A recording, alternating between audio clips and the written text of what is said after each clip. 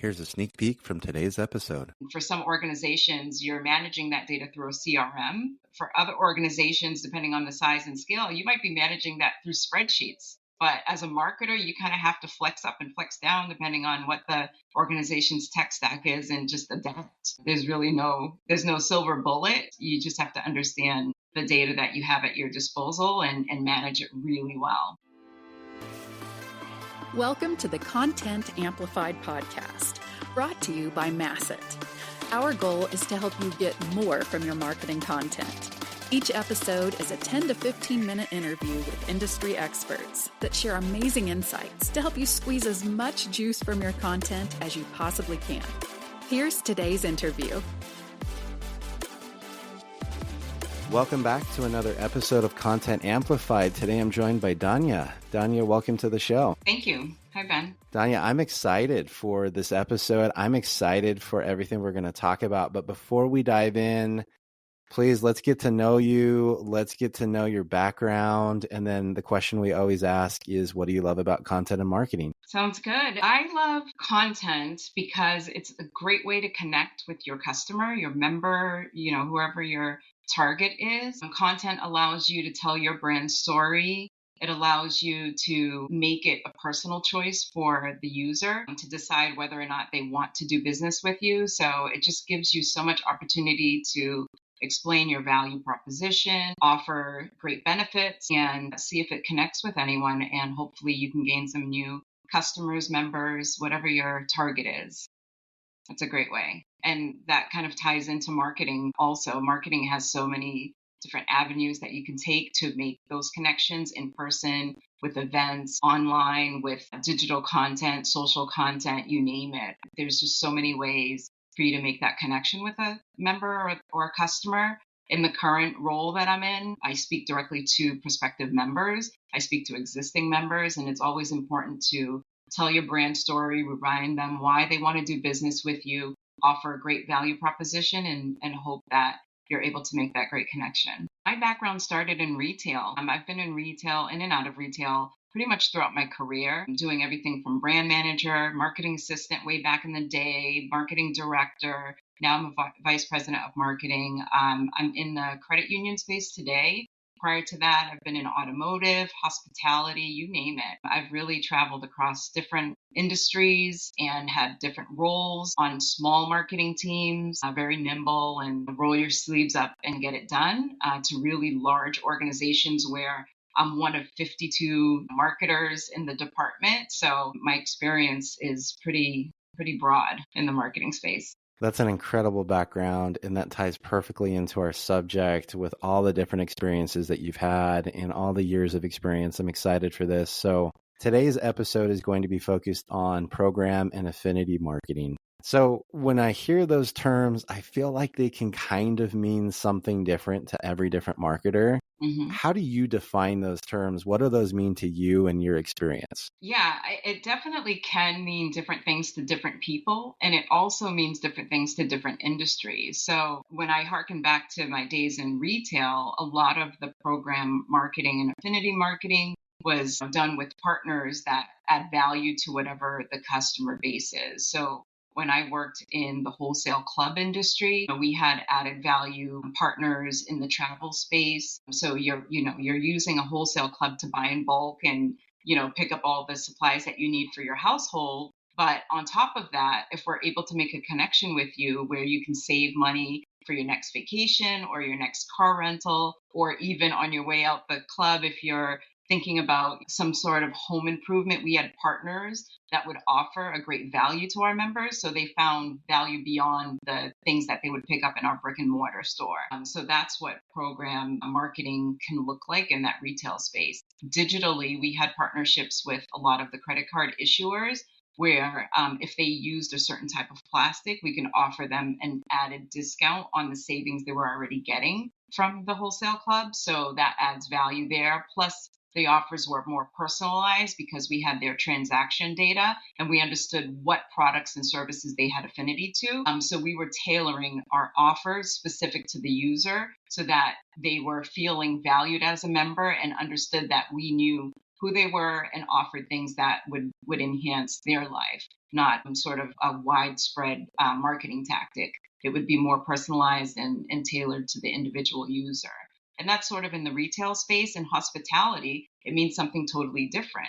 People that are buying vacations or traveling, they're looking for different things. So my job was to really understand the user or the vacationer, depending on what their background was, and tailor our offers to them. So, for example, if you had families that were traveling, there were ways that you can enhance their stay with experiences. Like if they're in New Orleans, maybe they're very prone to doing events like different Mardi Gras related events or whatever we had on the calendar. And then if you're a business traveler, maybe you have to travel during Mardi Gras, but you don't want all that noise and all that hoopla. So maybe you would market to them that we have as a set of suites that were on the courtyard side of the hotel that were quieter and more conducive to them doing business and meeting with business colleagues, that sort of thing. So really understanding that it's not one size fits all, tailoring your offering and the value proposition to the different user based on their needs. And those are just two examples, one in the hotel space and the other in the wholesale retail space. So I hope that gives you kind of a sense of the tailored marketing that you can do using program marketing as well as affinity marketing. And that's amazing. Those are incredible examples. And I think every industry, like you pointed out, has something in that space that they can think of. How do I add extra value, make people feel extra special? But it's all tailored because not everyone's the same. How do you manage the data and the content and the distribution of customized offers? How do you collect it, understand it, consume it? I mean, there's just so much there. How did you manage it all? And what are your recommendations for other businesses that kind of their heads are spinning saying, I don't know if I can make personalized offers and things like that because it's just too much? How did you manage and Right. handle that? So it varies by company. Your tech stack will, decide whether or not you can easily do that or if it's going to be a difficult ride, that sort of thing.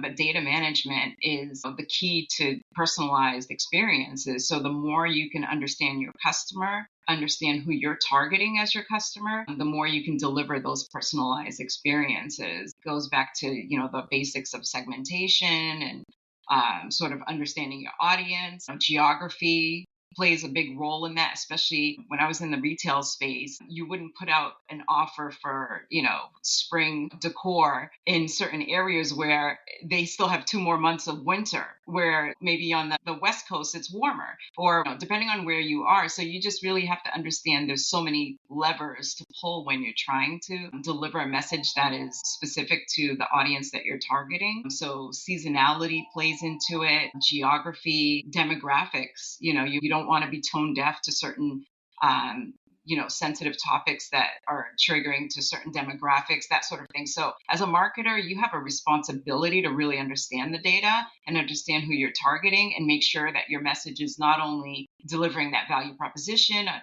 helping them see why they want and can't live without that product that you're selling, but it also has to consider all of those other factors that I just mentioned so that you're not only influencing them, but you're also not offending them. So there's just so much that you can learn from the data that you have at your disposal. And for some organizations, you're managing that data through a CRM. For other organizations, depending on the size and scale, you might be managing that through spreadsheets. But as a marketer, you kind of have to flex up and flex down depending on what the organization's tech stack is and just adapt. There's no silver bullet. You just have to understand the data that you have at your disposal and manage it really well. I love that call out. Some of the best marketers I know are the ones who don't expect other people to provide their data. They're the ones that can get in the CRM, the CDP, that Google spreadsheet, wherever the data is. They hunt it down, they look for it, they ingest it, they love it. They are the ones that learn SQL. They're the ones who learn the BI tools or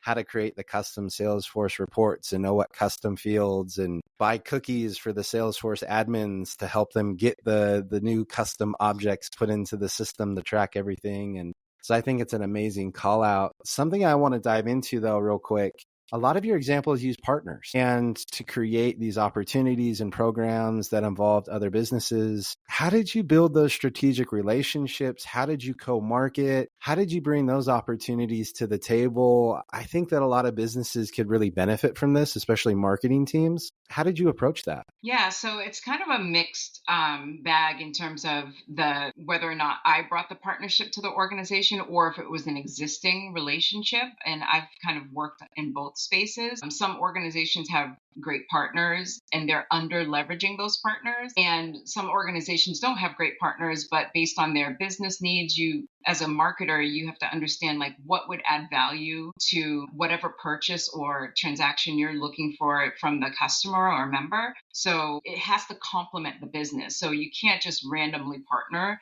with people. For example, I'm in the credit union space. Some of the value add and partnerships that I've worked on, they're things that will enhance either the person's wherever they are in their financial journey. If they're moving to a different phase of life, maybe they're going into retirement.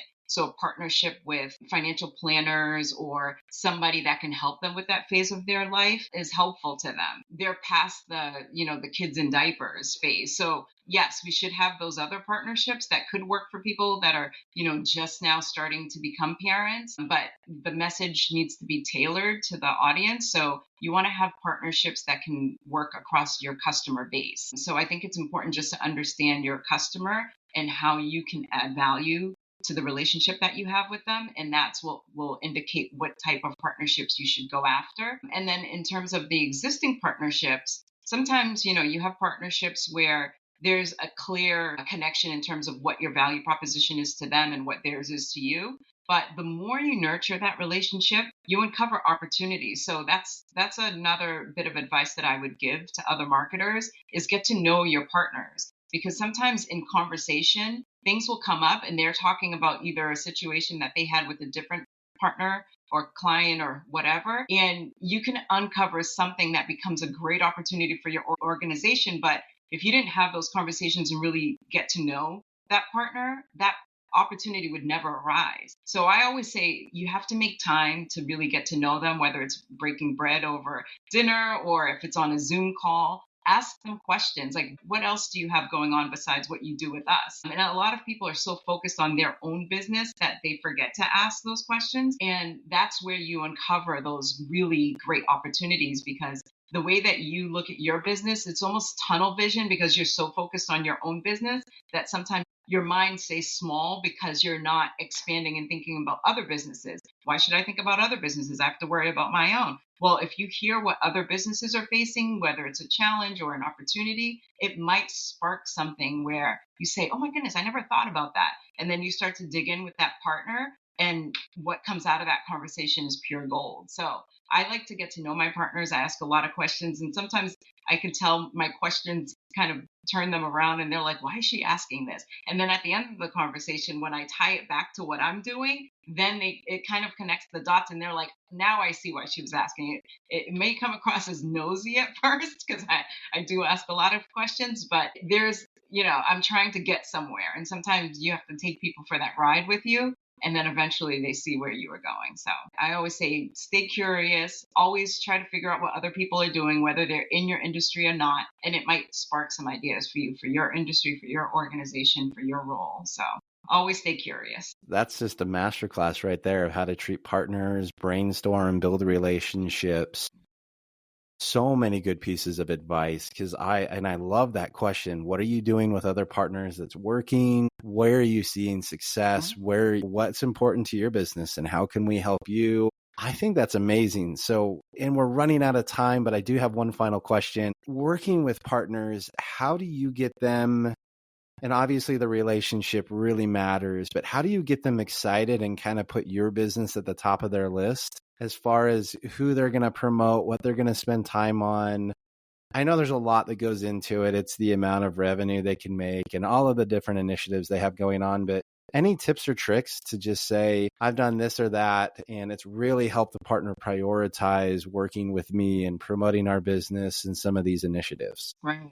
So a lot of times when we're dealing one-to-one with a partner, it's usually someone that has either a sales role or they're within the sales function of their organization. And so you know that the relationship is valuable to them. they'll treat you, with respect. They want to understand your business. But a lot of times they're dealing with attrition on their end. So for me, what I like to do is make them feel comfortable in the sense that if they look after my business and take care of me as a client, I'm one less customer that they have to go chase because they already have me. So there's a little bit of sort of an investment that I kind of level set with them, straight out of the gate, and help them understand that if our business continues to grow and it's because of the partnership that we have with them, then they have loyalty in knowing that they don't have to chase me. You know what I mean? Again, that's part of the value proposition for that organization. We scratch each other's backs. And as long as they're doing what's right for my organization, why wouldn't I stay with them? So it's harder to get back a customer that you've lost than it is to get a customer in the first place. And they both cost the organization that they're with money. In terms of, value add for them, I'm always upfront with them and say, if we don't find value in the relationship, we are going to move on to a different partner. So let's make this work. And usually, when you level set with people, quite frankly, like that, they understand kind of the marching orders. Like, it has to be mutually beneficial. And I'm going to bring value to them. There are times where I may speak on their behalf to other clients and say, they're great, and here's why I love working with them. I'm happy to do that as long as the relationship is healthy and we're both gaining from the relationship. So I think, everything in business has to do with, attracting new customers, retaining the customers that you have, and making sure that you have solid partnerships so that you can keep adding value to whatever it is you're offering your customers. So it's just an understanding. I love that. That's amazing. Well, Danya, I have learned so much. This was a great interview. I love it. I'm going to refer back to this several times because I love your approach. If anyone wants to reach out and connect with you online, how and where can they find you? LinkedIn. My name's Danya Raphael Hoyle, and connect with me. I have a lot of connections. I've worked in many industries, and I'm happy to share whatever, knowledge I have in the marketing space. I would say LinkedIn's the best way. Love it.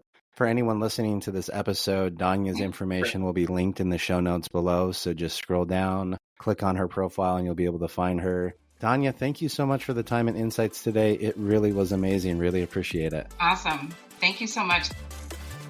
Thank you for listening to the Content Amplified podcast. Please subscribe and leave us a review. And for additional ways to get more out of your content, visit our website at getmasset.com.